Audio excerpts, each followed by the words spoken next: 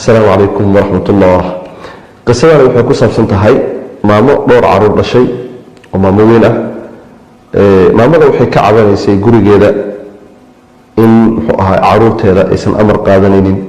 dagaal joogto ah guriga uu ka jiro nadaafada guriga si kasta loo hagaajiyo ay halaabayso taa waxa u sii dheer biilka la siiyo reerka in ayadana bisha aysan dhamaanin ay go'ayso wadaadkeedana wada shaqo fiican haysta waay oo lacag fiican siiya markuu biil fiican siiyo bishii oo san dhamaanin baa wuxuu ka dhamaanayaa biilkii ka go'aya haddana haddii lagu soo daro sidoo kale bisha ma gaarsiinayso wixii dhan waa iska dhamaanayaan taa waxaa u dheer guriga mashaakilka ka jiray wixii guriga la keeno waa dhumayaan muddo kadib baa la helayaa si kasta haddii loo raadiyo guriga lagama soo dhex saari karo mashaakil fara badan oo ay ka mid tahay caruurta inay madaaris lagu kari waayo kadib waxay tiri maamadii waxaan dhegaystay raadiyaha ka dhegaystay wadaad ka sheekeynaya fadliga ay leedahay iyo faa'iidada leedahay suuratul baqara iyo guriga lagu akhriyo inay barakoobayo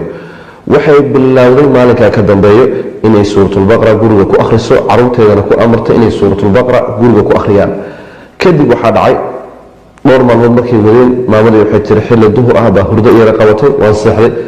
waxaa ilaahay riya ku tusay naag jin ah oo guriga la degnayd oo madow oo caruurna wadato oo guriga kasii baxayso waxay tiri maxaad ahayd guriga maxaad ka rabtaa markaas waxay tiri jin baan ahaa guriga kula deganaa ninkan kula wadaadi jiray caruurtan kula wadaadi jiray dadka anaa isku diri jiray dhib badan baan guriga ka geysan jiray suuratul baqara baa nagu karkariseen oo nagu gubteen waana idinka guurnay waana idinka qaxaynaa markay hurdadii ka soo kacday waxay tiri wixii markaa ka dambeeyey waxaan bilaabay qabow iyo deganaansho gurigiina wuxuu bilaabay gurigana aragtiisa way toostay nadaafadda way toostay raashinkii biilka uu keenay wadaadka ayagana bishii dhammaanin baa raashinkii weli uu sidiisa u yaalaa rasuulka ilaahay run buu sheegay markuu yidhi suuratulbaqara fadligeeda uu ka sheekeynayo oo kamaa qaala calayhi salaatu wasalaam akhduhaa baraka wa tarkuhaa xasra walaa tastatiicuha albatala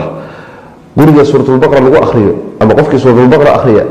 qaadashadeeda baqra uu qaadanayo uu ku barakoobayaa ka tegisteedana uu ka shallaynaya qofka walaa tastatiicuha albatala saxarada kuwa waaweynna batala waxaa la yidhahdaa saxarada kuwa ugu soo sareeya ma kari karaan qof baqra akhristay sidoo kale xadiiska rasuulka wuxuu ku yidhi salawatullahi wasalaamu calayh